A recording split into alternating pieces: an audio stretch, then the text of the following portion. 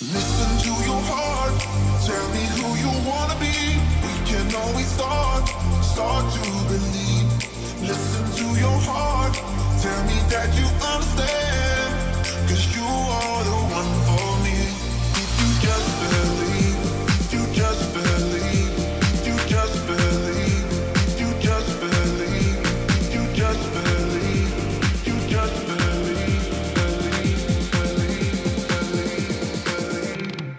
Listen to your heart, heart, heart, heart, heart, heart, heart, heart. Listen to your heart, heart, heart, heart, heart, heart, heart, heart. Listen to your heart, tell me who you wanna be.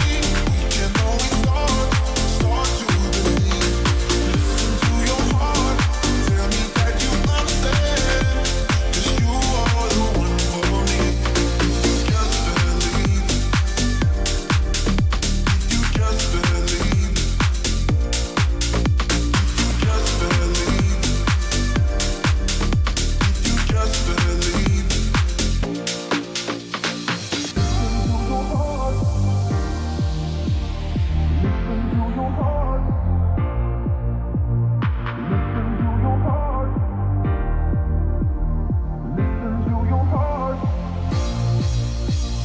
Listen to your heart, tell me who you wanna be.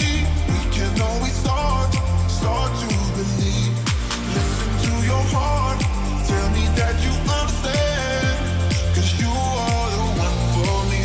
If you just believe, if you just believe, if you just believe, if you just believe, if you just believe, if you just believe, believe, believe, believe, believe.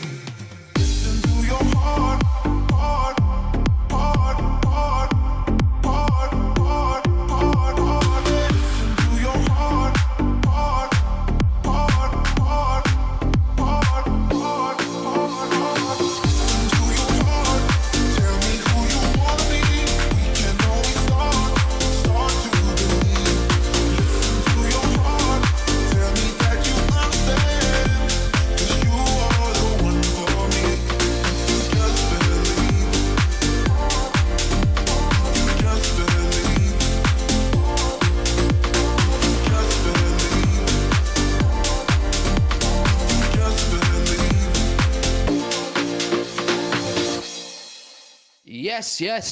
Yes. Don't know what that was. Welcome back to another late night chat stream. Hope you're all doing very well. You know what I mean? There's not a lot happening in terms of Man City transfers. We have a little bit to talk about in terms of what's going on in the world of football right now. We have a little bit of Haaland talk to go through. I want to have a chat about the United situation and their saga with this Lenny Yoro kid, literally kid. And then there's some sort of talk about the court hearing with the Premier League the other week. But listen, I hope all of you are doing very well. Let me know in the chat if you are doing well. I actually want to know if you're doing good, people. You matter. I want to know if you're doing well. Hit that like button, man. Hit that thumbs up button. Let's get the likes up early, people. House rules. Hit that like button. Subscribe if you're new around here. Link in the chat if anybody wants to be a channel member. All of your support during this off season, before pre-season, really does help. Doing well but bored. I hear it, Punny, man. I hear it. It's just like even during the Euros, I was a bit bored. Like I was into it. I watched it, but it didn't hit me properly. Do you know what I'm saying? I just want that Premier League football back. I want that. I'm even keen to see the new Champions League structure. I'm looking forward to it. I think we're gonna have 8 games before Christmas in the Champions League, 4 home, 4 away, or something like that. So that'll be a new experience. I'm looking forward to what the season comes. I know a lot of you, or what the season brings. I know a lot of you were hanging your hats on a Savio announcement today. I was told last night by someone I trust he wasn't going to be announced today. He is in Manchester. What day is today? Wednesday. Yeah. I don't think I can say much more than that. But I knew it wasn't going to be announced today. But it's done, people. It's done. Savio's a Manchester City player. He signed. It's done deal. Don't be worrying, man. Don't be worrying. Yeah, don't be worrying. Savio's going to be with us next season. We actually haven't properly spoken on Savio on this channel, but maybe we can do a bit tonight. Maybe we can do a bit tonight at some point if we get the chance. Waiting for a DM signing and preseason. Bro, we need that DM, man. We need that DM. Yeah? I want Bruno. I want Bruno G, and I want him now. But you all know that, yeah? If you tune in here regularly, you don't need to hear me harping on about Bruno G anymore. But nothing more has happened. My opinion is, and I have no insight on this, I had insight before his release clause went deactivated, that he had personal terms potentially agreed with City or close to agreed with City. City didn't pay the release clause, blah, blah, blah, blah. We're not getting Kimmich. We're not getting João Neves. I think City are going to go back in for Bruno G and try and get it on a Vardiol-esque type thing. Do you know what I'm saying? We're going to try and negotiate Newcastle down, grind them down, and get it for a better fee. And then we're all sitting here going, wow, we've done it again. You know what I mean? That's the way we operate. We try and get the best bang for our buck. And I think that's what we'll do. But it's a risky business. Do you know what I'm saying? It's a risky business because if you don't get your ideal outcome, which is you get the player, you get him at a good price, you don't get the fucking player at all then. And you've left yourself short. And it's panic stations. What do we do? And once again, we're looking at Calvin Phillips. You know what I mean? With a different trim going, fuck, might have to be you again, mate. Do you know what I mean? Can you still play football? I forgot what you really do for us. But look, neither here nor there. Let's talk about the Lenny Euro thing, man. I know it's not Man City related, but I think it's funny. I was looking at Saeed. We should have done this on StreamYard, Joe, so we could react to Saeed's video. United have signed this kid, Lenny Euro, right? Let me get Fabrizio Romano up here. What do you not know about Lenny Euro, man? I haven't even watched Saeed's video. All I've seen is stuff on Twitter, and they're all going absolutely mental, going, wow, look at this player. I can guarantee you maybe a handful, maybe one or two have actually watched Lille play this season and have watched this Euro guy play. Majority of them have no idea how good he actually is. They haven't watched him. They haven't watched Ligue 1. They haven't watched Lille. They might have watched PSG. Not Leo. Who's tuning in to watch Leo? No. You know what it is, man?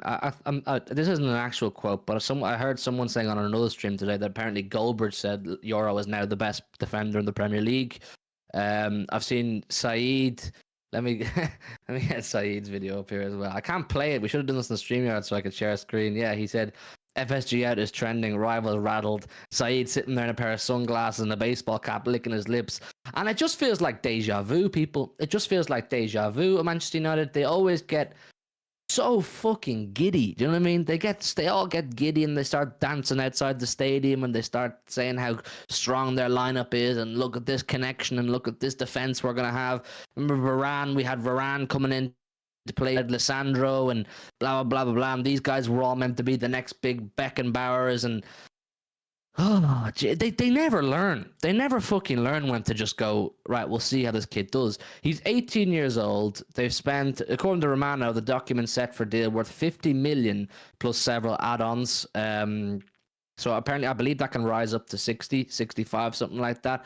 And the kid has 1 year left on his contract. So they've paid 50 million euro for a kid, an 18-year-old, with 1 year left on his contract. Now, look, I'm not for 1 minute denying that this kid's a good player. I'm not saying he is a good player either, because as Joe said, I've never watched the fucker. Do you know what I mean? But I'm saying to go and put that much money into an 18-year-old with 1 year left on his contract, and then to be gassing him up the way you are now, it's really risky business. It's really risky business, and you're leaving yourself very susceptible to be burnt. You know, it's very susceptible to be burnt. You're hanging your hat on this 18-year-old coming in and solidifying Manchester United's defense. Now, last season, we beat United 3-1 and 3. We scored 6 goals on aggregate against United last season. Is this kid going to come in and stop us scoring 6 goals? Highly unlikely. Highly unlikely he is going to be the difference maker at 18 years old, going from League to Premier League. You know what I'm saying? Look at Doku. Jeremy Doku was really highly rated at Rennes, and rightly so. Top player, you know what I mean? Really high ability. And he's come to the Premier League, and he's taken a bit of time to settle in and used to it, albeit he's done a decent job, but he's taken time. These United fans, man, they just never learn. I'm hearing the new era has arrived. You know what I mean? The new regime, Ineos, Jim Radcliffe, make United great again, and all that shit. You know what I mean? I just think these fuckers need to chill out, man. You know what I mean? Know your role. Know your place. Remember who you are. You know? Remember who you are. We are over a decade since you last won a Premier League. since you last. There he is now. There he is now. This motherfucker. Yeah, Saeed, I'm talking about you right now, my boy. I'm talking about you right now. I watched your video, where you were roasting Grizz, and I was looking at you, and I was getting flashbacks. I was getting flashbacks to Ronaldo, Sancho, Varane, and every other one. You know what I mean? Every other one that you brought in, and United are back, baby. United are back.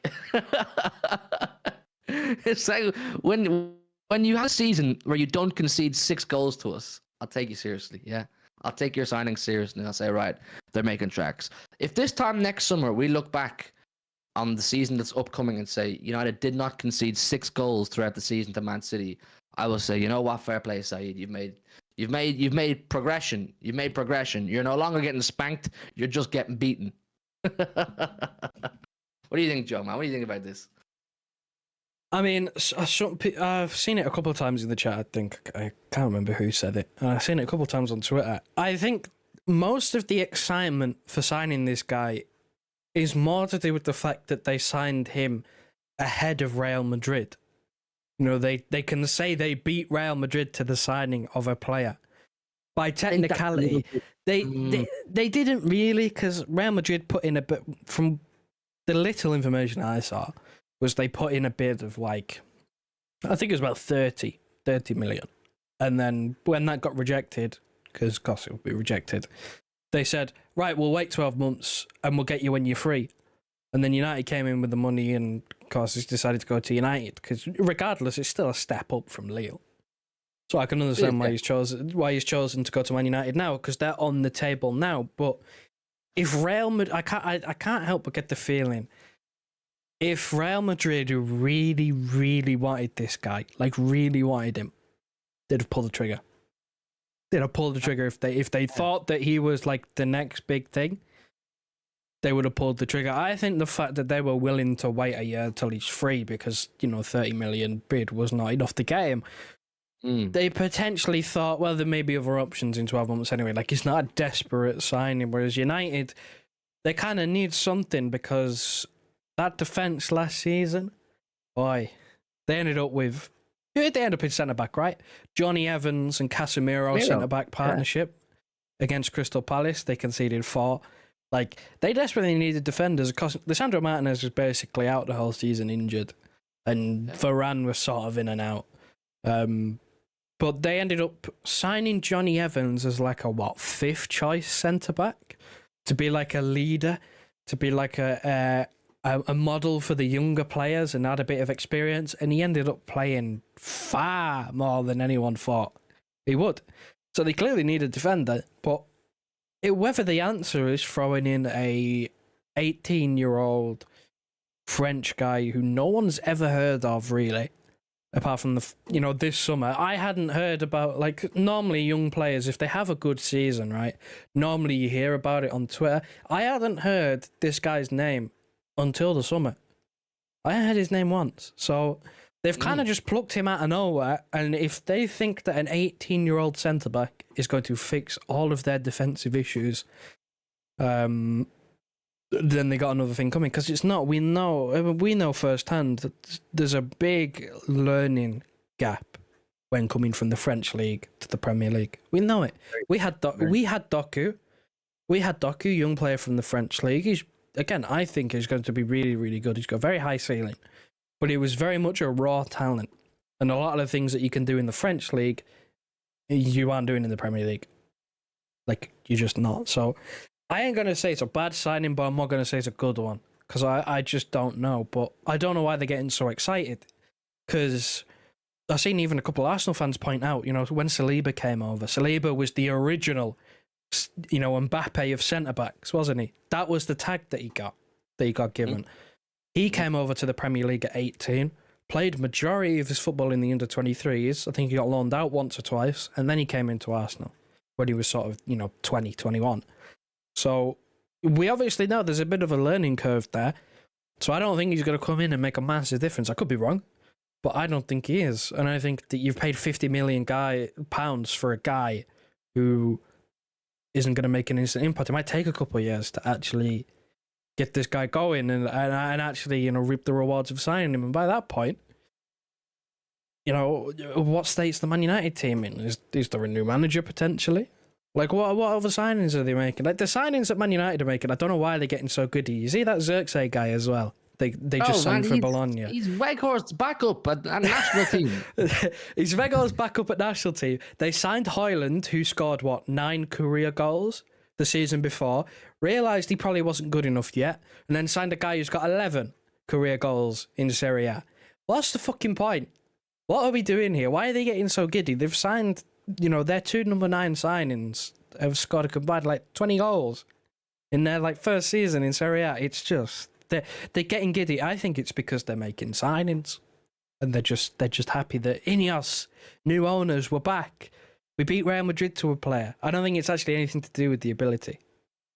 If Real Madrid really wanted this Euro kid, they got him. If they put in a 25 million euro bid, Lille obviously said no, and United said we'll double it. We'll double it, man. We'll take him. We'll take him and double it. We'll give him big wages, and we'll double the fee you're asking for, or we'll double the fee that Madrid have put in, and we'll call it beating Madrid. If Madrid wanted him, he'd have been on that stage with Mbappe the other day, unveiling him with Mbappe, or unveiling him the day after Mbappe.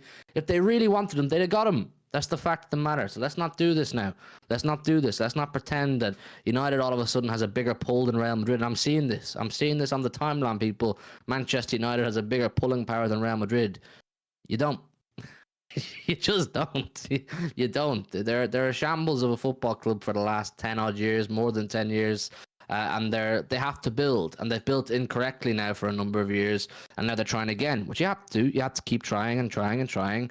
And, you know, I just wouldn't get so giddy. And Saeed, I don't know if you're still in the chat, bro, but you went in on Grizz, man. You went in. He was like, we're going back to the Carlsberg days. I was like, what is this?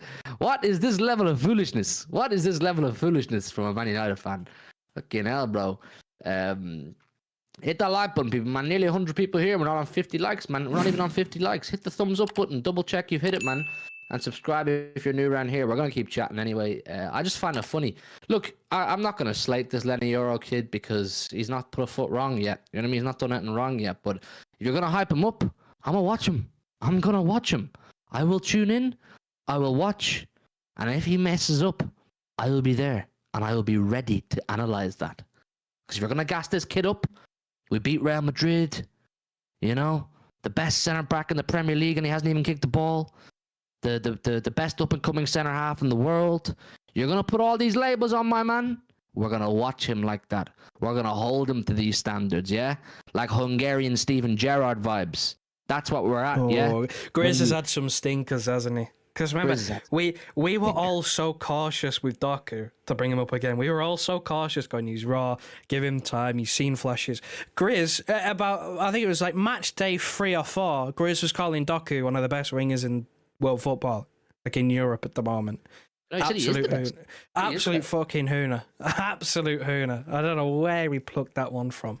Hungarian Steven Gerrard as well. Stinky. When you start putting these labels on these players too early, man, you know what I mean? You start putting these big labels on these players. It's like Madrid with Zidane and Bellingham. You know what I mean? The next Zidane. You're going to be held to those standards, unfortunately. If your fan base want to do that, it's up to them. It's up to them. Put these labels on these kids. We'll watch them like those labels. You know what I mean? We'll watch them like those labels. Yeah? Because if you're going to tell me a bag of crisps costs €5, that bag of crisps better be a €5 bag of crisps. You know? Better not be a 99p bag of crisps. And we're all sitting here saying, well, you told him it was £5, so I want it to taste like £5. This kid better be the dog's bollocks. This kid better be the dog's bollocks. City can sign some players. City will. Don't you worry. The only player in that Man United squad, in the whole squad, chat, get involved in this, man. Get involved in this. Is there any players in that Man United squad you would take in our matchday squad? The only one I would take in our matchday squad, and I don't even know if he starts, is Kobe Manu. He's the only one I would take because I think he has the capacity to play for Pep Guardiola Manchester City. No, Martinez, no, Ariel. No. Bilbo Baggins. Fucking Bilbo Baggins can get out of here. Say, brother, hit the board. Where's the fucking sound? Brother, Martinez, man, no. No. We don't need midgets who get injured every 2 weeks. Come on, man. That's not what we're looking for. The only one who I would take... No, Bruno, no, get out of here, Noah. Don't start that, man. Don't start. Bruno. Come on, man. Get off that. I would Kobe Mainu. And I would use him as our Rodri backup / Bruno G type versatile midfielder, yeah? Because he's still so young, we could coach him into being like that. That's what I would do. I would take Kobe Mainu. That's it. The rest of them can all suck one. None of them get into our team. That's it. That's it. Man. I mean, I ain't gonna say that I would take them, but I'm surprised I haven't seen someone even try Garnacho. I wouldn't take Garnacho, but if we're gonna mention fucking Martinez and Bruno, like, I'm surprised no one said Garnacho. I wouldn't take him still. It would literally be Mainu, and that's it. That's my limit, Mainu. That's all they got that I'd want.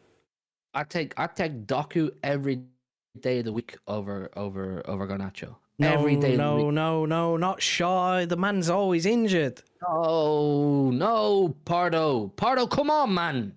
Not people. Jack, Anthony, come on, man. Stop this. That's a piss We're a take. good community here. We are a good community. You're all good people. I know you're a good person. I know you're all good people. Stop this rubbish. This is rubbish. We don't know. None of these even get a match day ticket to the Etihad. Never mind on our team. Yeah? They don't even get a seat in the stand to watch the game. They don't even sit in the family stand. Yeah? They don't get into the ground. Never mind playing for the team. This is fact, people. You would not take Anthony in a heartbeat, Foden. No, you wouldn't. Come on, bro. Don't do that. Don't do that. Am I lagging, Joe? A little bit, yeah. I mean, if we wanted entertainment, you could maybe take Anthony. If you wanted a guy who's going to spin round in a few circles and look, have some great pictures. Remember that picture? I can't remember. I think it was the Arsenal game at Old Trafford at the end of the season where Anthony is getting ready to obviously come on the bench. Do you remember the picture of Anthony where he's like staring down the pitch, where he's looking all mean and he's looking concentrated? Like, he's good for a laugh, Anthony, but he's not really good for anything else. Yes, Bevo, man. Good to see you in the chat. Must be your new channel there. That's sick. Good to see you in the chat, Bevo, man. Guys, keep hitting the like button, man. Keep hitting that thumbs up button. Anthony's such a meme. He is, man. He is.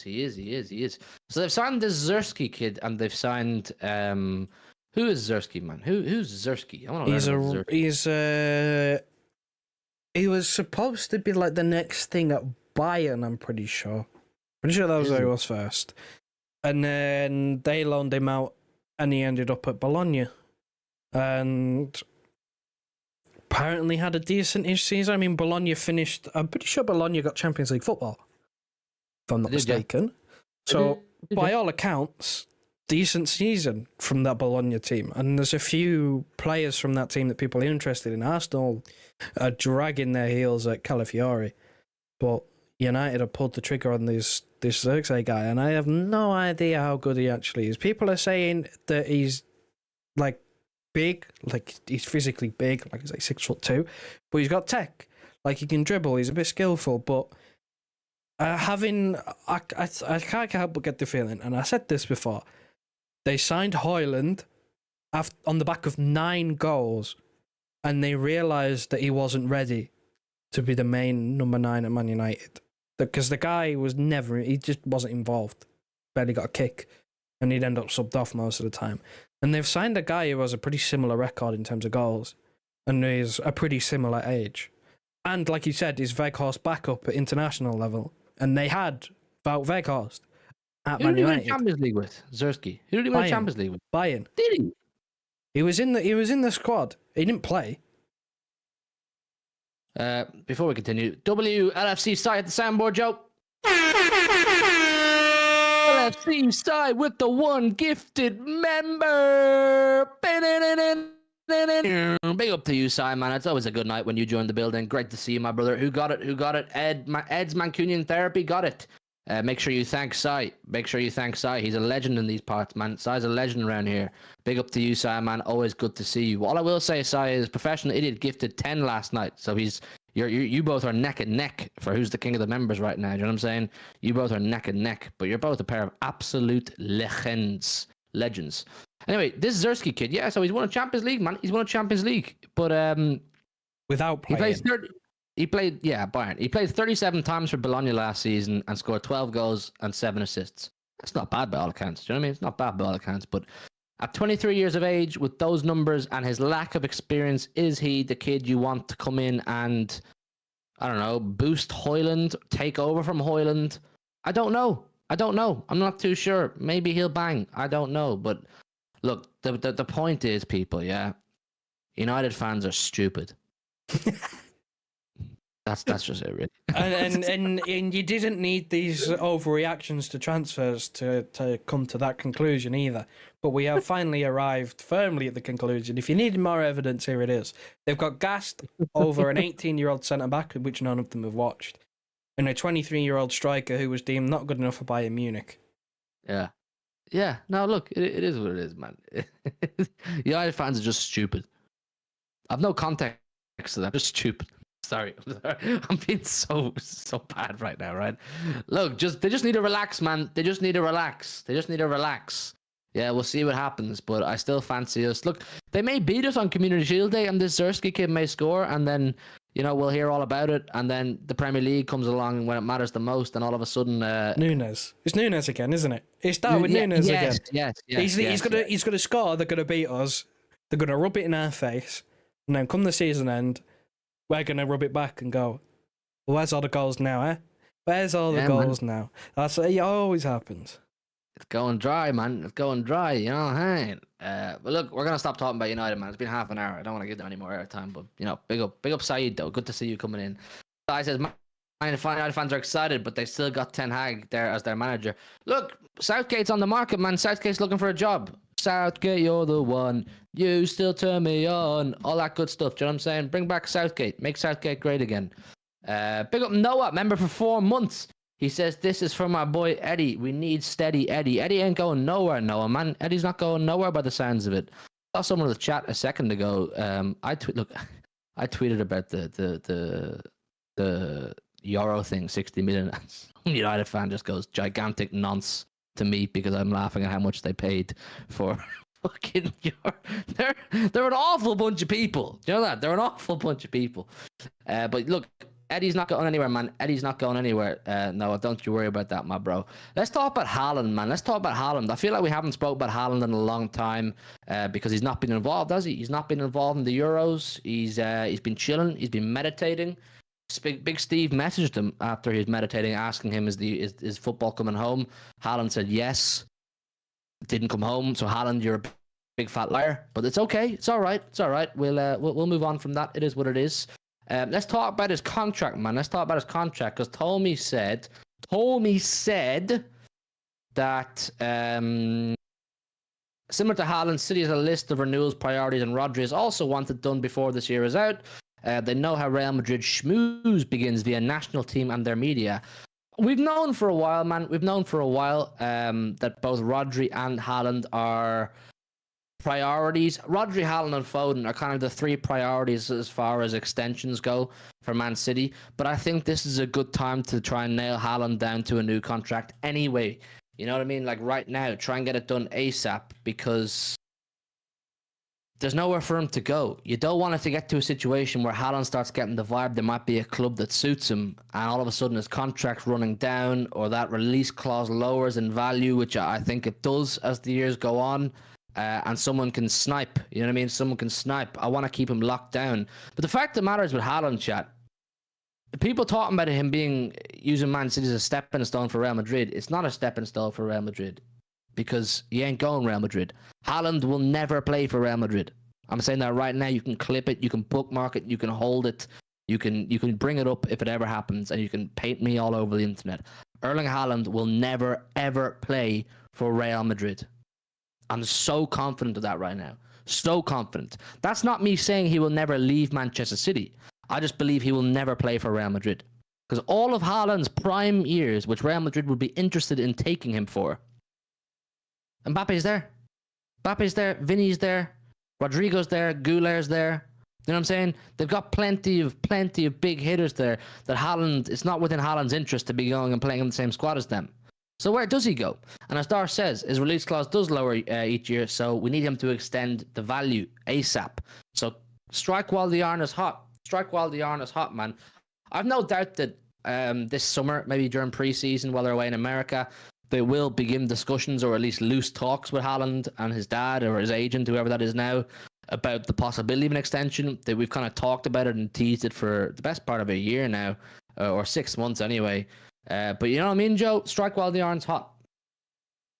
I mean, it makes sense because I think Tommy said it as well in one of his tweets where he's basically summed it up that Madrid is off the cards. Like, it's just completely gone. The option of Madrid isn't there. Haaland would be okay with playing for Barcelona, but they literally cannot afford like even one of his boots at the moment. So again, Barcelona's pretty much off the cards because they can't afford him, and Real Madrid's off the cards because there's not the squad slot for him. So it's kind of just where else is there that he would view, acceptable to go. I don't think he'd go to PSG. He wouldn't go anywhere else in the Bundesliga, having already been at Dortmund. Would he go to Serie A? I doubt it very much. Like, I don't really think there's too many options. And whilst that is the case, you want to tie him down. Because when there's nowhere else for him to go, getting him to stay is obviously number one priority. And extending his release clause value so that if that day does come, or if in a couple of years down the line there is a suitor for him and he, fancies his chances elsewhere, the release clause is still high. Whereas if you just kind of leave it and let it lower, because, the likelihood is if there's a place he wants to go, he's not going to sign a new contract just to up the release clause. Like that won't happen. But I see it. I don't know whether there'll be much of a wage increase because he's already one of the top earners. Maybe there'd be a small one to put him, top. And it'll probably just be a +1 onto what he's got already. Like, that's kind of the theme that we're having, where it's like you just add a year, you push the release clause back, add a year, and then you see what happens the next year. Because, I mean, there's no pressure because there's no one that's going to take him off our hands at the moment. So there's no real pressure right now. But it is, again, it's signing him to a new contract before there is that pressure of another club wanting him. Because that's when it's potentially going to get messy. And even though it didn't cost us much to sign him, you're still you're not going to replace him. You do not replace his output with anyone else. It just doesn't happen. No. The soundboard, LFC Side, again, man, you're cooking tonight. You're starting to cook, LFC Side, man. It's getting a bit hot in here. Might have to start taking some clothes off. 22 Jalalala, got it. Make sure you thank LFC Side for that 22, man. Big up to you, Side, man. You're cooking. And like I said, it's starting to get a bit hot in the kitchen now with all this cooking going on. Gifting members out here, making sure the family are looked after. You know what I mean? Making sure there's food on the table for the people in the community. Big up to you, LFC Side. And he also says, I don't see Haaland leaving City in the next 5 years. My feeling with Haaland, my optimistic side says I see Haaland playing for City for another good few years. I mean, what age is he now? He's 24, 25, he's 23. He's 23. I could see Haaland playing for City till he's 28, 29. I really could. I really could. And I could see him going to somewhere like Saudi. I could see Haaland going to somewhere like Saudi, or whoever the next Saudi is. If another country, remember Russia did it, remember China did it, pumped money into it short term. I don't know how long the Saudi project will last. Maybe it will last forever. I don't know. Maybe they're here to stay. I could see him doing something like that, getting his bag up, or maybe doing what Ronaldo did and going to somewhere like Juventus. I'm not too sure, but I don't see him going to Madrid. I really don't. And I can't think of anywhere else for him to go. I can't think of anywhere else for him that, right now anyway, in the current climate, for him to go that suits him. Big up Punny, man, welcome back. Welcome back. Is that a new member or a returning member, Joe? I imagine returning because I think he did have the badge before. Yeah. Big up to you, Punny, man. Welcome back to Membership Club. Joe at the soundboard for that. New members, always put the soundboard. Come on, man. Big up to you, Punny, and big up to LFC Side for the gifting again as well, man. Guys, hit that like button, man. Hit that like button. Let's try to get to 100 likes. We're on 80 now, so hit that like button. See can we get to 100?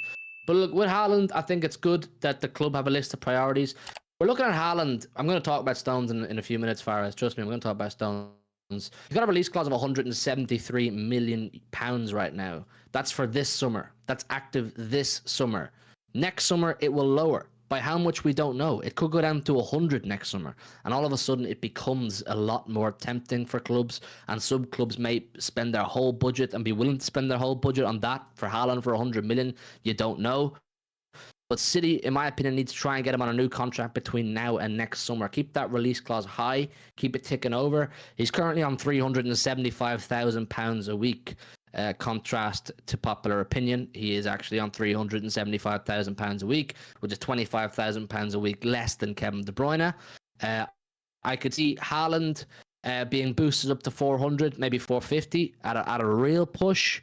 I could see Rodri being pushed up to the 375 to 400 mark, and I could see Foden being pushed up to the anywhere between 300 and 350, and that would mean you have four big earners at Haaland, De Bruyne, Rodri, and Foden.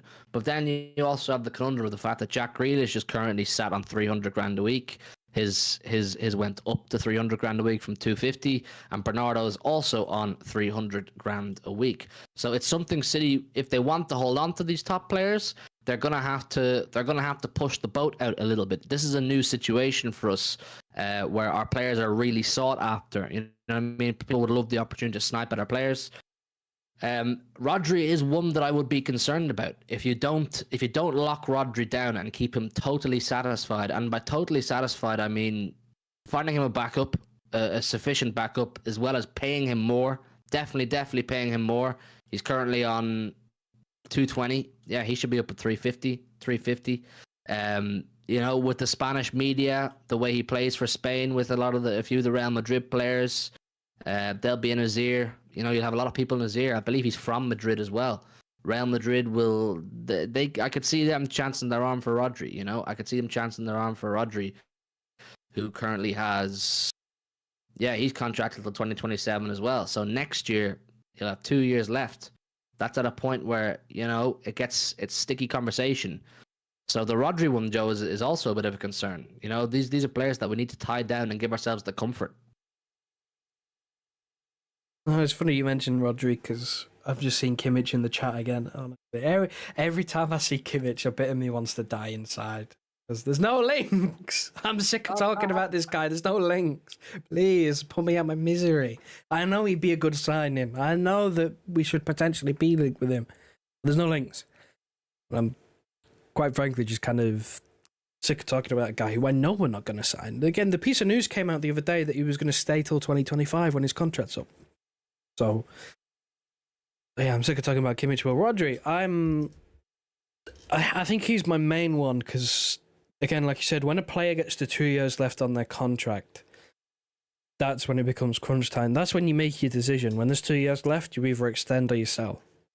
Or you put the wheels in motion to do either of them. You know, you either start the talks to negotiate a new contract, or you start trying to find buyers and setting a price, because the worst thing that you can do is let it get to a year, because once it gets to a year, if they wait 6 months, pre-contract, they can go for free. They can go wherever they want. So when it gets to 2 years, that's when we need to make a decision. But I'd make a decision right now, because we've seen the Carvajal quotes in the media saying, oh, you'd be perfect for us. I'm trying to convince him every day and all of this stuff. It's not fun hearing that, really. I don't know how much I would want to read into the fact that, you know, he played for Atletico Madrid. Does that weigh on his mind when joining Real Madrid? Would that potentially be something that would stop him from joining Real Madrid? I don't really know too much. I don't think so. I really don't think so, because he wouldn't be the first and he wouldn't be the last to cross. And it's not a direct transfer, so I really don't think it would be. But you've got to do everything you can. You've got to make promises. You've got to say, look, we'll get someone to play, you know, in your position so you can have a rest. We'll make you one of the top earners. You'll be one of the captains. You know, all of this. Because this is like I mean, it is bordering on once in a generation player, really, isn't it? We haven't had many players that you can sit here and say he has a good chance to win the Ballon d'Or. Haaland had a very good chance, probably should have won it. Rodri has a very good chance of winning the one this year. Like, we haven't had many of those. This is like a unique situation where this is the guy. Like, how many times can we have said we've had the best player in this position, just in general? Like, we've had a few. De Bruyne has been, one of the best in his position.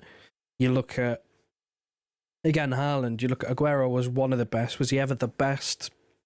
Debatable. He had a bit of an iffy injury record. But Rodri is clearly the best in his position. And he will be for a few years because he's only, 28, 29, something like that. So he's still got years ahead of him. He's the key piece. You got to keep him. You got to sign him to a new contract. He's criminally he's on like 200 grand a week and he's still underpaid, which is crazy. Mm-hmm. Yeah, he's on 220 and it's still totally underpaid. I think good business for me this summer would simply just be getting him a backup and getting Haaland, Rodri, Foden on new contracts. And that doesn't have to be this summer. That can be up until Christmas. I think you've got up until Christmas to start really pushing for new contracts for these players. But it's important, man. It's very important. Big up Punny, member for 5 months. He says, I wonder why no one else has paid Bruno G's release clause, Fishy. Because he wants Man City. He wants Manchester City. Bruno wants Manchester City, and I think that's been made clear within the football circles or the people involved in it. He's not. I don't think he's in the business, Bruno, of putting in a formal transfer request to Newcastle. I don't think he would do that. I think formal transfer requests are very last resort stuff, very desperate stuff. That you don't see too often. But I think he wants Man City, and I think City are playing the long game with this. I think City, as I said at the top of the stream, are playing the long game with Bruno Guimaraes. We played the long game of Vardiol last summer. You'll all remember that. We played the long game of Vardiol because we were not willing to pay what Leipzig originally wanted. All of a sudden, we get it for 20-odd million cheaper. That's what City, in my opinion, are absolutely doing right now. I'd say City are in contact with Newcastle quite regularly about Bruno Guimaraes and seeing what they can do to maneuver. And maybe I've heard Phillips could go the other way. I have heard that City want to put Phillips into the. It wouldn't be like a direct player swap plus cash. It would be two separate deals. If you remember, like the Ruben Diaz one. Who did we send the other way? Was it for Ruben Diaz? Otamendi, yeah. We sent Otamendi the other way, and we got Diaz in, but they were put on the records as two separate deals. I think City want to sell Phillips to Newcastle and then pay slightly less than what Newcastle want for Bruno G. I think City are confident they'll get Bruno G, but it's a lot to rest your laurels on, because if you miss with Bruno G and you don't get Bruno G, where do you go, man? Well, did you see the thing today from Stefan? The guy on TalkSport who does all the financial stuff, the ex-City guy, Stefan. Yeah. Did you see his tweet today about Newcastle? Because someone asked him, why are Newcastle still struggling to sign players and with financial rules when, they were okay. They managed to get past the PSR deadline and. Why are they still struggling to sign players? And he basically said because their wage structure and all the I think it was bonuses and stuff like that is still fine line and still putting them over some sort of threshold, which is why they can't actually go out and sign players. They're pretty restricted. And he did say at the end of that tweet that selling one of their good players, selling a high value asset would help them massively. Because I think it was I saw City Luke quote tweet it, and basically you put two and two together with that, and you go, well, Bruno's their prized asset in terms of value, and if selling someone for a big price would help them out in terms of being able to make transfers, then he surely props up because there's interest, there's legitimate interest. Yeah, no, I agree, and I think Stefan knows what he's talking about too. But. Look, it is what it is. I think, as we said, or as I said, City are playing the long game with this. But they need to be careful, because if it goes tits up and it goes wrong, and Newcastle push it, and we don't get what we want for it, we're in a catch-22. You either go and fuck it, right, we'll pay what it is you want, or else we don't get the player. And I think City are capable of saying we don't get the player. But that's catastrophic, absolutely catastrophic. If we don't get Bruno, we have to get someone. Because if we don't get anyone, that's super catastrophic. But if you go and get some random who you're saying, oh, I hope he turns out to be great, that's risky business. It's risky. This is the guarantee. This is the banker. This is the certi. Go and pay. I saw LB and Side talking about what they think he's worth. And they kind of said the same as Paqueta, in the same ballpark as Paqueta. So you're looking at what, like 75 to 85 M's? Bro, it's 15 more million. Give them their 100 million. For Rodri reassurance, insurance, give them their fucking 100 million. Stop messing about. This could be done. He could come to America for maybe the last 2 games in America. He could play there and get him bedded in, get him in the Community Shield. This could be nice. We don't always have to try and get the best deal. I get it from a business point of view, because it is, of course, a business at the end of the day, that you want to get the best financial outcome for yourself. But when it's something as crucial as this, we don't always have to try and go, well, you want for this much, we'll push to try and get it for 15 million less. Like, come on. Do you know what I mean? Like, it does get frustrating. I get it, but it's frustrating as a fan when you can see glaringly in front of you. I know we pretend we know what we're talking about, and we're doing this from a stance of we think we know what we're talking about. Maybe we have no fucking clue what we're talking about. But it seems glaringly obvious that this is the one we need to get. I see what you're saying, 22. Regardless, Bruno's not all that. He is, as of right now. In today's market and the talent available, Bruno is all that right now. For what we need, he is that. Bruno is what we need. It's a bit of a fucking annoying one. I get it. Look, if it turns out in 3-4 weeks' time, City have got Bruno G for 80 million, I'll go, fuck. Hats off, man. I'll stand here. I'll do the samba. I'll do the samba on stream. If we get Bruno for less than 100 million, I'll do the samba dance on stream. I'll get Joe to download some copyright-free samba music, and I'll dance. I'll shake my hips. Good But if we don't, bro, come on, man. No, it's annoying because it's glaringly obvious to not only us, but again, the wider footballing world. It's glaringly obvious, and it will be obvious to Newcastle that we need someone in this position. Like, we desperately need it. So Newcastle can also use that as well. They can use multiple things. Bruno's not desperate to leave. He wants, to join City, but he's not desperate to actually leave Newcastle.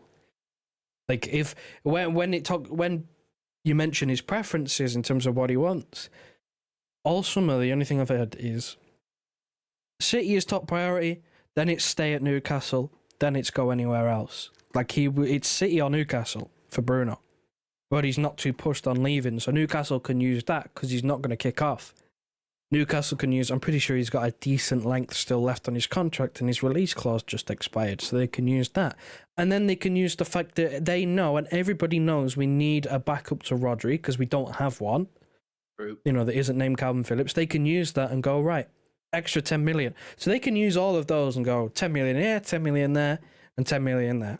And you're looking at an extra sort of 20, 25, maybe even 30 million because of circumstance.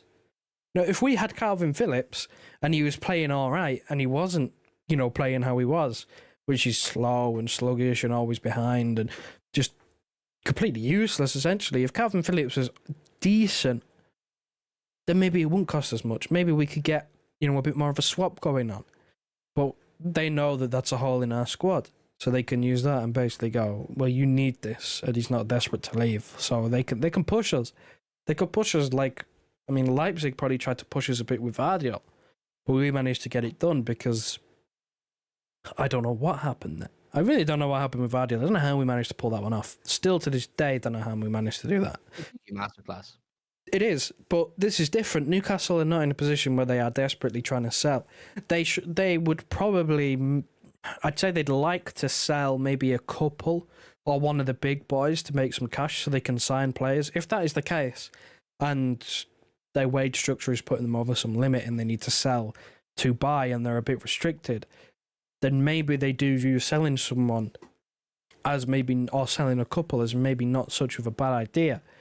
But they will push to get maximum value so they can reinvest properly. Yeah, no, I know. It's a tricky one that we don't really know the ins and outs to. I knew a bit about it, I heard a bit about it before the release clause was deactivated. But it's an open field now. You know what I mean? It's a level playing field. Excuse me.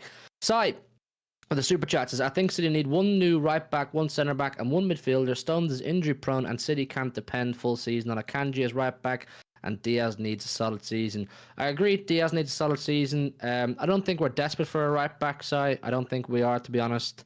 And I don't think we need a centre back. At least not unless if Stones goes, which we're going to talk about in a few minutes. Maybe, but I don't think we need. As of right now, the complement of defenders we have right now, I'm quite satisfied with. You have Stones, Akanji, and Rico can all play right back. You have Diaz, Vardiol, Ake, who are all centre halves, or else / left backs as well. I'm quite satisfied with the defensive side of things. You got Walker there as well, of course, you could see Walker playing right side centre half at times this season. Trust me, people, I would not be surprised to see that happen. What you feel about it is up to you, but I would not be surprised to see that happen. But I'm quite satisfied, to be honest, Oi, 5 gifted membership, Samboard, 5 times. I'm not doing it 5 times. Twice. Mo Geese making a claim for the top gifter in July. Si, you see that? Mo Geese joining the party as well. Look what you've started here, man. Look what you've started, Si. We're getting gifted, man. 5 people gifted. Who got them, man? Let's see. Can I find who got I it? reckon I could find them. Yeah, Shardlight, Del Or, Timmy, Joseph. He gifted one to himself. And to himself. How is that possible? Because I don't think you can choose who you gift to. So by sheer coincidence, he's managed to gift to himself. Yeah, man. Big up to you, Mojis, man. Massively appreciate you, man. Massively appreciate you, brother. You're an OG, Mojis. You're an OG in the city space. You've been around for a minute, man. The game is the game, Brett. Yeah, man. We've got some great gifters here, man. We've got you, Professional Idiot, LFC Side. All of you guys, man. You help us so much. You keep the viewers happy. And yeah, man, you're a massive part of the channel. You guys, Sai, Mojis, Professional, you're all massive parts of this channel, man. And like I said, Mojis, you're an OG, man. I know you've been around for a minute, so big up to you. Always good to see you. Yeah, man, Punny, you've gifted too, bro. You've gifted too, man. Massively appreciate you. You're around all the time as well, Punny. All of you guys in the chat, who I see you right now, all of you lot are active all the time, man. And we can't thank you enough. Honestly, massively appreciate you. Absolute legends. Great one. Yeah, Mojis, day one. You were day one, man. You were day one, 100%. I remember you. City Extra days, the 894 days. I remember you, Mojis, man. Of course.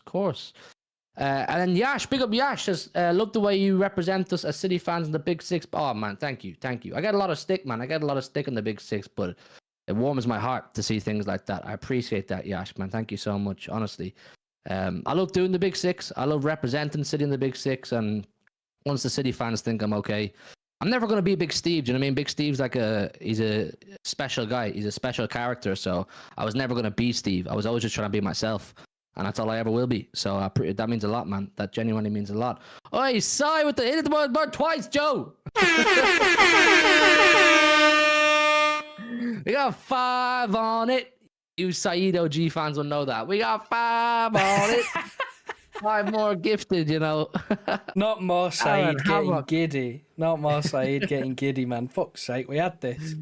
I know, man. Darren, Havoc, DJ M1, Marshall, and Fifth on Me. I hope I'm pronouncing that right. Fifth on Me. You all gifted by Sai this time. Big up to you, Sai, man. Absolute legend. Mojis and Sai, man, you're gonna make me tear up, man. You're gonna make me tear up. All this love is getting to me, man. Look at Mojis, he finished it off.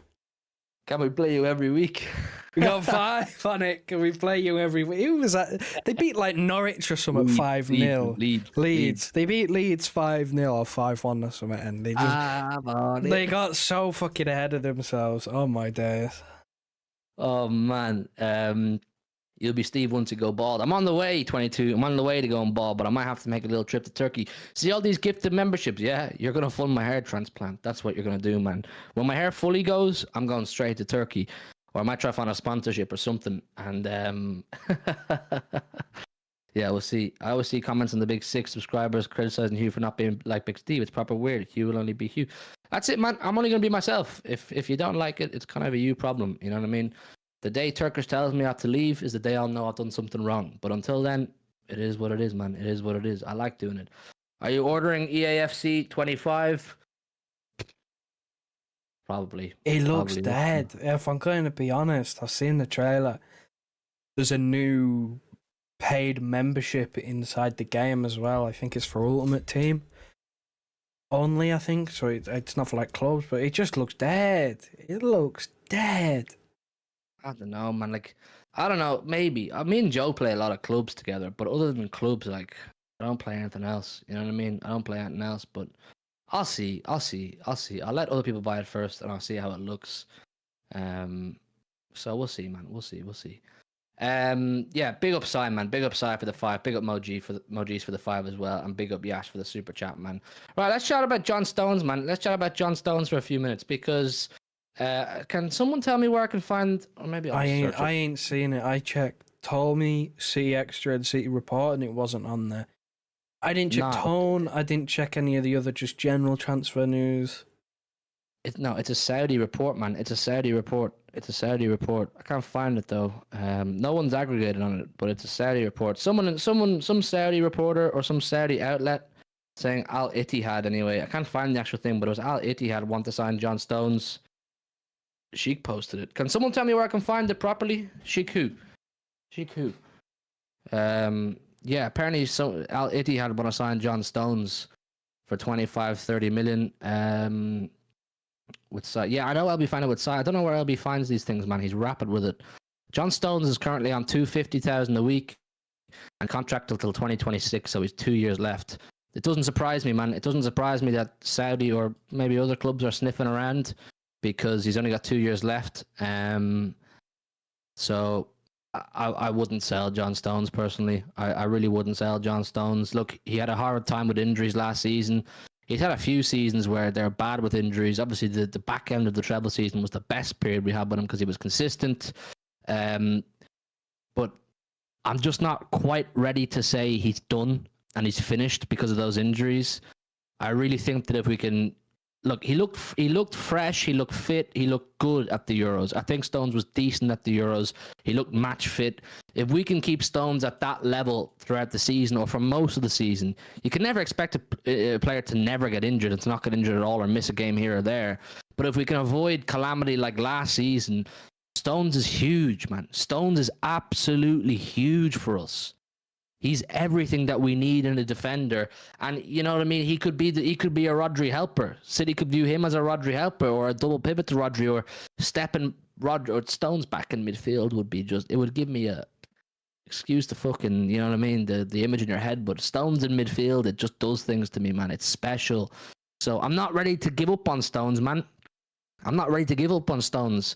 I don't think he wants it. I don't think he would want it at this stage in his career anyway. What age is he now? He's 30. He's 30, man. You don't need to go, man. You don't need to go. I mean, Joe, how do you feel about this? If Saudi are sniffing around John Stones? I mean, he's just bossed another European. I know he lost, but he's just bossed another European final. Like, he's still so good. It was England's best player in the final by a mile. Maybe you could say Gahey was up there as well. But in terms of that defence, like John Stones was the best player on the pitch for England in that European final. And he was one of the best players on the pitch in the Champions League final as well. Like, he's still so good. He just can't stay fit. He'd come back, play a few games, get injured. Wouldn't see him for a few weeks. Come back, play a few games, get injured. You wouldn't see him for a few weeks. And that's the one thing. We've had this ongoing cycle with John Stones where you get a season out of him. He plays really well, phenomenal. The next season, you barely see him and gets injured. Plays 20, 25 games, maybe at a push. I think that's how many he ended on. All competitions, season just gone. I think he was on 20, 25 games, which is terrible. It's terrible. In a 60-game season, it's terrible. Especially for a guy who's on, 250 bags a week? On 250k a week, and he's playing 25 games a season. Like, you can't hang your hat on that. But at the same time, when he plays, he's so good. He's so good when he plays. He has an unbelievable partnership with Ruben Diaz. He has an unbelievable understanding of the system. Every single system he's played in, he knows what he's doing, whether it's being a defender, whether it's being a right back, whether it's being stepping into midfield. We've even seen him play as that number 6 sometimes over various seasons, just on his own, as a lone 6. Like, he's still so good, but That's the big question there. Is it worth keeping hold of a guy who's on 250k a week if he's not guaranteed to stay fit and play more than 20-25 games? Especially if you can potentially get a sizable fee from somewhere like Saudi Arabia. But then again, it comes into the point of if we sell him, you have to dip into the market. You have to replace him. And who is there that you replace him with? Who is a... I guess because we don't really need any left-sided centre-backs anymore. We've got Vardio, we've got Ake, they kind of play as a left-back. Who is a centre-back who can potentially cover a couple of different positions? Like Akanji can play centre-back and right-back. Is there another right-back on the market? Is there another centre-back on the market that could play right-back? Is there another centre-back on the market that could play as maybe a holding midfielder? Because, again, that would be what we would be losing, is a guy who can play a few different positions. So I wouldn't be pushed on selling him. I really wouldn't. AK, big up to you, man. Says, is Joe's Corporate Incorporated? I donate £1 to Joe's company. Joe would appreciate a donation to his company. Joe's Condoms is always looking for donations, AK. Don't worry about that, man. We need a DM. I know. Stones last season, he played 28 games, or he appeared 28 times, you know what I mean? And played 1,800 minutes, so 1,800 minutes. That's not great, you know. That's not great for someone of his age who you want to be relying on. My opinion, and I might be biased, people, and you can give out to me in the chat if you want. My opinion is when Stones is fit, fully fit, fresh, sharp, I think he's the best defender in the Premier League. I really do. I think Turkish ain't gonna like you anymore. I didn't like John Stones. Who? Turkish does not like John Stones. No, Turkish hates John Stones, but Turkish is a nostalgia merchant. You know what I mean? Turkish is a nostalgia. Keane, Vieira, and Turkish is the kind of guy Makalele. who'll tell me. Turkish is the kind of guy who'll tell me that fucking Martin Demichelis is better than John Stones. You know what I mean? Like, no, come on, man, get off your nostalgia. But for me, John Stones, when he's fit, is the best defender in the English Premier League. I think we've seen enough of it to know that, but he's just not fit enough. I would say, look, this season, I wouldn't be rushing to give him a new contract, even though he has 2 seasons left. But I would definitely see what you can get out of him this season. See, can you keep him fit? See what he offers, and then if you can get a good season out of him, then start to look at a new contract. I don't think he warrants a new contract right now. And then look, next summer, if it's another season, if we've had another season of inconsistency fitness wise, it's unfortunate. You know what I mean? It's not like he's playing badly or he's underperforming. He's just not fit. He's getting injuries, it's sad. It's annoying for a player, of course, but it's a difficult one, man. It's a difficult one, you know. I wouldn't be selling him anyway. I definitely would not be selling him this summer. Like I said, if it's another season of inconsistency, yeah, you can definitely discuss it next summer and see, does another centre half burst on the scene? Has Branthwaite improved more? Has, I don't know, Mark Gahey, has he become a player worth looking at? I don't know. There'll be more to talk about next summer regarding the John Stone situation, but I'm quite happy with Diaz, Akanji, Ake, Vardiol, and then you have Walker, who, look, we'll see. we will see. We'll see. And then you have Stones, who we'll see. A different type of we will see. If you get what I'm saying, you know? It's a difficult one. It's a difficult one, but I definitely would not be I definitely would not be selling him. I definitely would not be selling him this summer. John Stones had a man of the match performance in the UCL final. Has a centre back ever done that? I'm not sure, you know. I'm not sure. But yeah, no, I think he's top, Joe. I think he's top. Yeah, which is why I'm not pushed to sell him, but there does become a time where, I mean, the injuries are going to call short his time, aren't they? Like, you're looking at maybe you get another couple of years, and then you're thinking I'm potentially selling John Stones. Because that's going to be the reality of the situation. If he's going to be so unreliable once he reaches, you know, getting into his 30s, which he's 30 now, so he's not anywhere near finished, but the injuries will catch up with him, because if you think it's bad now, just wait till he's like 32 and his body starts slobbing down, because then his recovery times will be longer, potentially more frequent injuries, and that's when you're going to have to move him on. But for right now, we shouldn't be looking to sell him. We shouldn't be looking to sell him. We should be seeing if he can stay fit next season. If he can't stay fit next season, then maybe you come to the decision that you get rid of him. But again, he's shown this cycle of every couple of seasons or so, he can, pull out a season where he stays fit somehow. I don't know how, but he does it. Yep. I don't know how. It's entirely down to Jonathan Stones, how his career pans out. But look, the thing with Stones is like he's a top player, as I said, when he's fit. But he's not like De Bruyne. Like De Bruyne's body's in bits. You know what I mean? Kevin De Bruyne's body's in bits right now as well. How many big injuries has Kevin De Bruyne had in the last 3-4 years? Even throw it right back. Remember the season where Mr. Whippy burst on the scene, or we really took notice of Mr. Whippy? Gundogan was scoring all those goals. That was a long-term injury for Kevin De Bruyne. He had another one the season after, and then another one this season where he was out for 6 months. So Kev typically has a bad injury once a season, but because he's Kevin De Bruyne and he's such a maverick, sit here like, okay, we'll put up with it. You know what I mean? Because what you can get out of him is worth keeping. John Stones isn't in that category, so Stones has to be fit. He has to be fit. That's the thing. That's where he's at. Stuart, I assume you're a United fan because you've got a sheik in front of a United crest on your profile picture. You talk about United fans getting giddy. Ain't you seen all the rivals hating on United regarding the steals, lying about his price? United are massive. City will never be Man United. Well, when you finish Sir Jim in. Sir Jim in. Sir Jim in, man. Sir When you Jim, finish he's the above us in man. a league- Finish above us in a league, which you haven't done for over 10 years. 11 years, I think, right now. Do it, and then we'll talk. Right now, you're a minnow. You're nothing to me. You're irrelevant to me. You've not bothered me for years and years and years properly. The FA Cup win was a bit of a, that doesn't feel nice. But we won 4 leagues in a row, which you've never done, you know? There was a little bit of a, kick in the stomach. But I moved on pretty quickly, you know? There was no permanent damage. Right now, you're irrelevant to me. You mean nothing to me.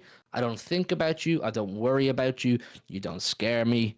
So, look, finish above us in the league, and then I'll talk seriously to you. I'll actually talk to you properly, Stuart, when you finish above us in the league. But for now, Little Man United. Little Man United. Fix your roof first, pal. That's step one. What's it that Big Steve always says? Piss running down the stairs. So fix your roof for one. Paint the stadium so it doesn't look rusty. Stop serving raw meat. Stop serving raw chicken as well. Get your food hygiene and food level up as well. Stop poisoning people. You know, only man I've seen licking raw chicken is Patrice Evra, another one of your boys. Yeah. So just, you know, fix up your stadium, fix up your team, fix up your club. And then you can maybe say we'll never be Man United. Because right now, I mean, roles have very much reversed. You ever done 4 in a row, mate? I don't think so. Have you ever won 100 points? Don't think so. Have you ever done a domestic clean sweep? Don't think so. Have you ever done a treble? Yeah, but you thought we'd never do it. Back to bed, Stuart, man. It's nearly midnight. Back to bed, yeah. Close your eyes. Say goodnight to your missus. And forget about City, man. Forget about City because we've forgotten about you. Right, big up everybody, man. Hit that like button. Subscribe if you're new around here. Final thing is just this stuff about the court case. It's nothing major, really, people. If you're coming here for something, we're just chatting. We're just shooting the shit. Tommy says, staff arriving back this week stating we had a good showing at the recent court hearing, or the recent hearing, for £5,000 an hour. Would expect nothing less, but taking it as a real positive right now. It's a funny one, man. It's a funny one, that court hearing, because it was built up so big in the week leading up to it. Me and you were hyped, Joe. We were foaming at the mouth, ready to do this. And then we got nothing. Radio silence. Nothing about this court case. City sued the Premier League and we heard nothing. The court case is done 2-3 weeks ago. Do you know what I mean? It's done. And we don't know anything about it other than Tommy saying he's heard we had a good showing. A good showing. Does that mean we won? Does that mean there's a settlement? Does that mean they've paid damages? Does that mean the Premier League ultimately won, but City just held themselves in a good account? I don't know. But I would like some sort of I'd like to know what happened, genuinely, because it was built up something huge a couple of weeks ago, and now we don't know. We don't know, Joe. Well, yeah, we were kind of banking on the fact that, this is a really public case. Like, there's quite a bit of information about this one. We know some of the things that we are actually going to court for, and we have, like, a deadline of, it'll be done by, like, it was like next week or something like that was like the time frame where it was like, it'll be done like in a week. You know, it was pretty public. The Premier League chief execs and all that were asked to hand over emails and WhatsApps and all of that other nonsense. And like, we'd had so much more information in such less of a time frame on this than 115. You would have thought that there would be, you know, sprinklings of information just dotted about every couple of days, being like, this has happened, or this has been said, or there's the feeling that, you know, those sorts of things. But we're sat here like 3 weeks later going, we've heard nothing. Absolutely nothing at all. Apart from the fact that we know it's over, because we knew, you know, when it was going to be over. We have no idea what's been said, what the outcome is, if there's going to be any changes, who's the winner, who's the loser, if there is even a winner. We have not a clue. And I mean, I was hoping that we would, because it does actually affect what we do. It's because of the things that we were going against them. In the court case, it was APT and PSR, which it affects your spending and your sponsorships. So it's a big deal. Like, if those rules are going to change, it's a pretty big deal. Well, I would have hoped to have heard something by now, but I mean, the first snippet is nice, but I don't really know what to make about it. I don't know either, and we can't really give much conversation on it because we don't know. We like a good showing could simply mean we lost, but we held the, you know, we gave a good account of ourselves. But I don't know. We all know they love bad. Of course, oh jeez, man, you know, of course. Stewart's back. United had real contenders back then, actual teams trying to win, not pretenders like Arsenal, Liverpool, etc. We been crap for 10 years. You man been crap all my life. We never cheated our way to the top. Well, you've been alive for the 10 years, you know what I mean? So we haven't been crap for the 10 years. And what do you mean you had real competitors? We would have blown those teams you beat to the league out of the park. We would have blown Arsenal's Invincibles out of the park. We would have blown Mourinho's Chelsea out of the park. We probably would have blown you out of the park too. Or we would have beaten you anyway in your Fergie years, as we did in 2012, you know what I'm saying? With man like Nigel de Jong and Jolien Escott playing. We beat Fergie's team to a league. So, I don't know what you're talking about, man. Pretenders, yeah? This Arsenal team that we've just beaten has done better than their Invincibles. You know what I'm saying? This Liverpool team that we've just beaten accumulated significantly higher points than you ever did. I don't know what you're talking about, pretenders, because the teams we've beaten off are all better than any team you've ever had. If anything, your competitors were the pretenders. You don't win a league on 75, 76 points nowadays. It don't happen. You probably get top four, maybe, just about. I think you will. I think Aston Villa were sort of like mid to high 60s. They finished fourth. They get top four, but those 70 to 80 point totals would win you a league back in your day with the real contenders. 70 points get you top four nowadays with the fake contenders. So I don't know, man. Maybe you're getting your competition mixed up. I mean, we won a league title 1 point ahead of Liverpool on 99 points. Was it 99 or was it 98 that we finished on? We finished on 98. They finished on 97. Yeah, right. We finished on 98 points to win the league. The season after getting 100, by the way. The season after getting 100, we finished on 98 points. So 198 points in 2 seasons. And we beat a side that lost 1 league game all season. 1, which was to us. And we beat them to the league. They lost 1 singular game that entire league campaign, and we still beat them to a league title. What? Competition. We blew out the champions of Europe, the kings of Europe, Real Madrid, 4-0 in our stadium en route to a Champions League and a treble. 4-0. Real Madrid, big Real Madrid, and we beat you at Wembley in a cup final when you could have stopped our treble. You even got a pity penalty as well to get an equaliser. We still beat you. So, hush, little bro. Yeah, man. Stuart's part of the Nostalgia Smokers gang. Do you know what I mean? That's what I'm going to call them. The Nostalgia Smokers gang. The NSG. That's what we're going to call them around here. Type NSG in the chat. Nostalgia Smokers gang. Yeah? People who live in the past. People who live on GCSE history. Remember the days when Man United were amazing. Wow. How was that? That was fantastic. Like, back then, you used to celebrate winning trophies. Now you're celebrating signing 18-year-olds for inflated prices. That's where you're at. You know what I mean? That's where you're at. You're signing 18-year-olds for inflated prices, and these are considered your successes. So, the nostalgia smokers gang, man. The nostalgia smokers gang. You see that one from Andrew? Dude, here's the helpline number: 01611159320. Here he is again. This is fun, man. You are crazy. You would finish.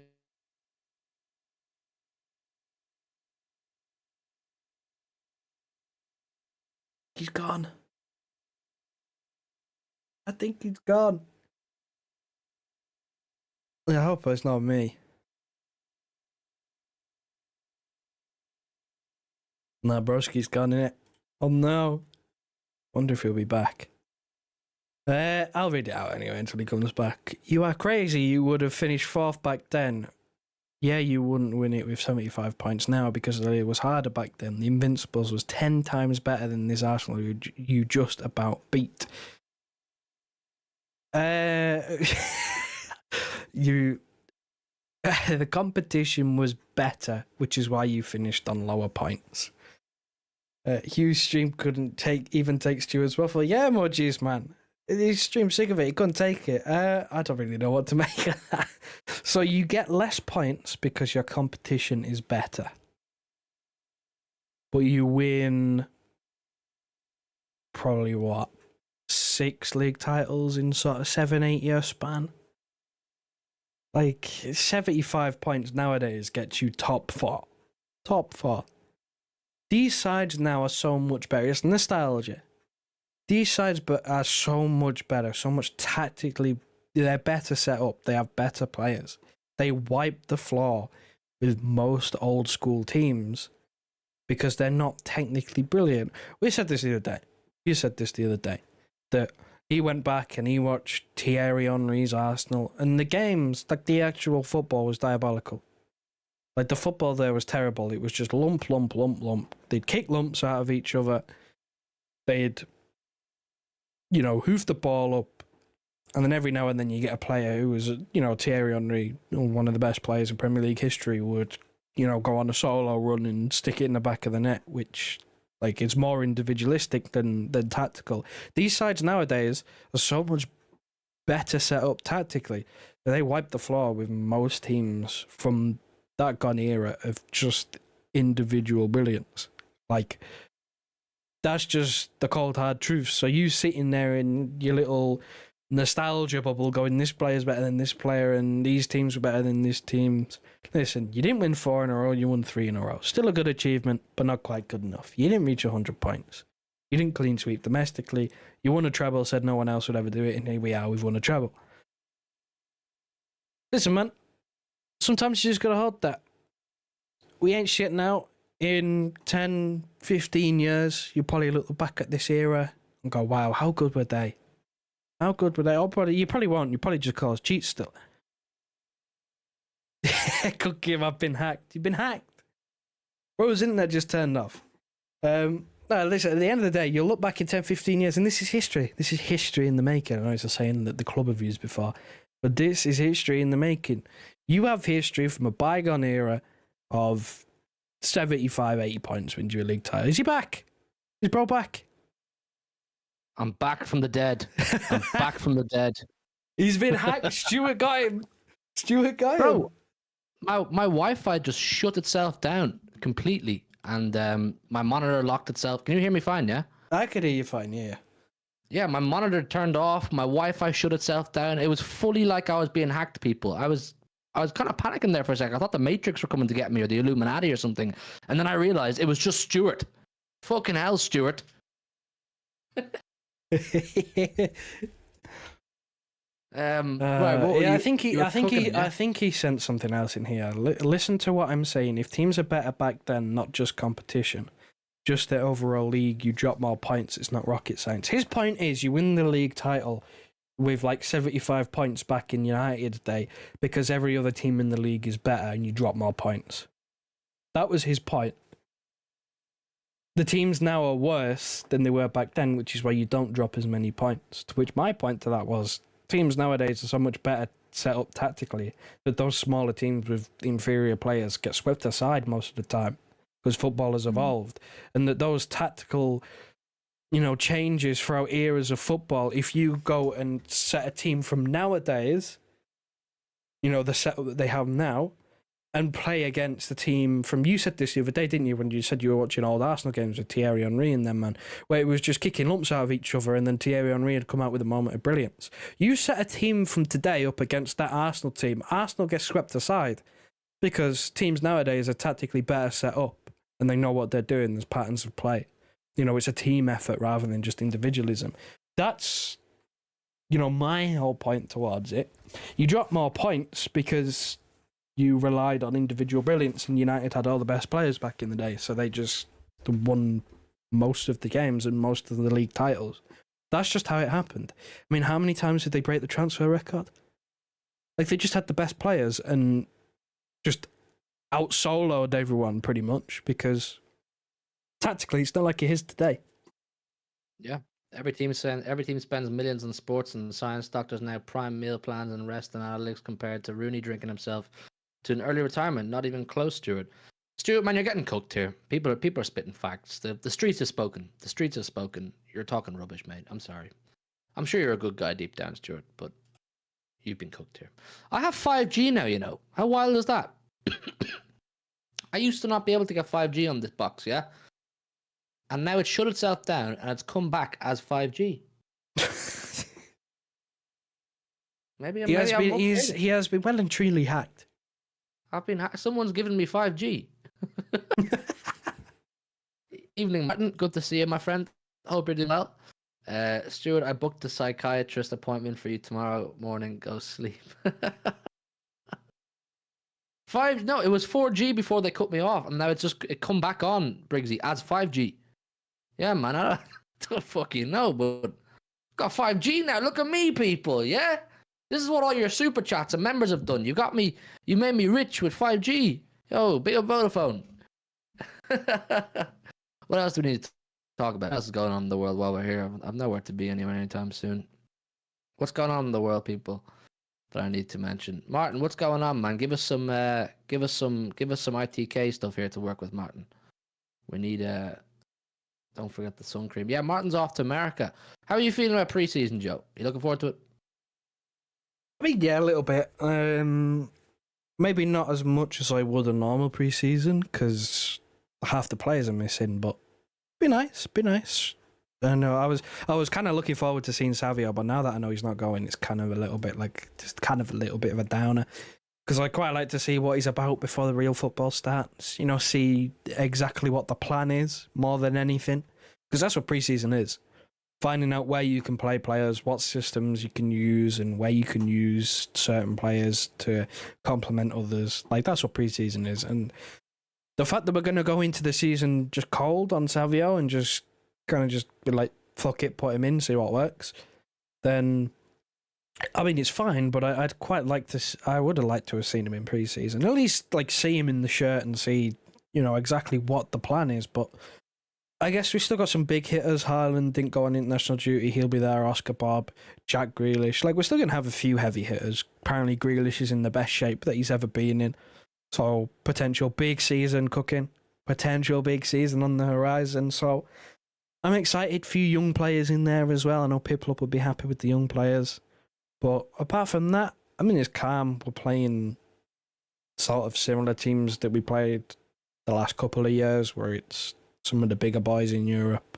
Because money, I guess. I don't really know what the point is of playing these other big teams. I guess. Fuck it, they need pre-season as well. They do. Martin, Bruno, I don't know. We getting Bruno, Hugh? What you think? We will see. We will be there. We will be there. I saw Big Steve talking about the Savio thing on the Mank Talk today. Big up the Mank Talk, man. I'm sure most of you watch it on Saeed's channel, Mank Talk, Big Steve and Saeed. And he was like, "Yeah, look, we've got Savio in now. We could have a winger partnership of Savio and Doku and Haaland up top. Two electric wingers throwing it back to the kind of Sané and Sterling sort of vibes with Aguero up top. Remember how electric and fun that was? And You know, how many goals we scored back in those kind of times. Could we be going back to that sort of electric winger vibe? And where does that leave Jack Grealish? I've already said to you a lot. I think I would not be surprised to see Jack Grealish playing in a central role this season. At least not all the time, maybe, but for more parts than we've ever seen him play in a central role for City. I want Jack Grealish to feel like a new signing this season, yeah? To feel like a new signing. Angry player. An angry player with a point to prove is always a dangerous player. Always a dangerous player. And from the outset, yeah, Grealish seems to have handled the not getting the England role. Sorry, I'm losing track of my thought here. They're not getting the England spot well. He's worked hard. He looks like he's trained all summer. He went on a holiday with his family. I saw that on his Instagram. Went on holidays with his family. It wasn't the lads' holiday. He's worked hard. He's done hot weather training. I want him to look like a new signing. Like I said, point to prove. That's what we want from Jackie G. I want Jackie G and A back. You know what I mean? I want my treble Jackie G and A back. You know what I mean? You all know. Where is it? Have I still got it here? He's my guy, man. Got his match-worn jersey. Match-worn Jack Grealish from his second ever home game at the club. Who remembers Arsenal 5-1? 5-0 in the Eddie? 5-0. Arsenal 5-0. Jack wore this. This was Jack's jersey in the Arsenal 5-0. I've been part of the GDL for a minute. Jack Grealish has been my guy for a minute, man. This was his shirt that day. I've been defending my guy, man. And I believe this is going to be a big season for him. A big season for him. I mean, how do you feel about the way he's prepared, Joe? I mean, I've already said I'm very impressed with how he's handled not getting the England spot on the plane. And I've been very impressed with just what we've seen based on social media about how hard he's working. And I suppose for him, the preseason is an opportunity to show how hard he's worked before the preseason to get himself ready for the season. Like for him, he can't warm into the season. He can't build his way into the season. He can't grow into the season. I need Grealish to hit the ground on Community Shield Day. I need Grealish to hit the ground away to Chelsea in the first Premier League day. This has to be a statement season from Jack Grealish because, I mean, what age is he now? Let me have a look. He's probably, 28, 29 now, Jack Grealish? He's 28. He turns 29 this September. This has to be statement season for Grealish. Prove your doubters wrong. Prove your haters wrong. I mean, I think that's fair to expect that from him. Well, he got on with it, didn't he? As soon as everyone was on holiday and European, international stuff was going on, he went on a little holiday and then was straight on it. He was training. He was getting himself in shape. I think he maybe went on a holiday in between, but then he was back at it. He's basically been spending the majority of the summer getting in shape for the next season, which, I mean, there's obviously there's a little bit of a fear that he could potentially be overworked by season's end if he spent so much time before ball's even been kicked getting himself ready, but it's not like we need him to play every single game. He barely played season just gone, and while we could have used him, not like we, totally suffered. I'm not going to say we suffered. We won a Premier League. We didn't suffer. They still won the league title, but I mean, it's encouraging to see because there have been players at times. Remember Sane? When he didn't get picked for that 2018 World Cup, he threw his ties out the pram, didn't he? Threw his ties out the pram. He wanted to leave. He was a bit upset, and things kind of spiraled a little bit out of control from there, where he wasn't going to sign a new contract, and then he got injured, and things kind of just happened. With Grealish, it's been like the opposite. He didn't get picked. He was disappointed. He had his own club captain going against him and saying he shouldn't have been picked, which, I mean, disgraceful, but we moved. So he had, multiple things. And then it turns out in the end, after the final, oh my God, Stuart's back. Fucking Jesus. I'm going to carry on with Grealish, man. Go to bed, mate. Go to bed. See you later. Go to bed. Pass your bedtime, please. Well, the thing is with Grealish is he had so many things going against him, and then after that final, after England lost to Spain, Gareth Southgate came out in a press conference and said we didn't keep hold of the ball well enough. who keeps hold of the ball really well. Jack Grealish. What was Jack Grealish doing that summer? While England were playing, he was also too getting in shape and, you know, getting himself ready. So it's not like he even had the summer off. He was working. He was working while England were playing, which is something that he potentially, you know, should have been. You know, he should have been there probably. But while England were working, he was working. He was working on his own. Stuart is a red. Stuart's a resident red here. How's Omar Barada? He's a cheater. Omar Barada's a cheater. He's caused 115. And when we get sent down to Azkaban, when we get sent to the National League, your chief executive is going to be in trouble too. So that's how Omar Barada is. They haven't clocked. They really haven't clocked. They're not the smartest of bunch, right? If you want to label us as cheats, which is fine, we get labeled cheats all the time. All the time. You work away with that if you want to label us that. If we're 115 cheats, then your brand new, what is he, chief exec? Whatever.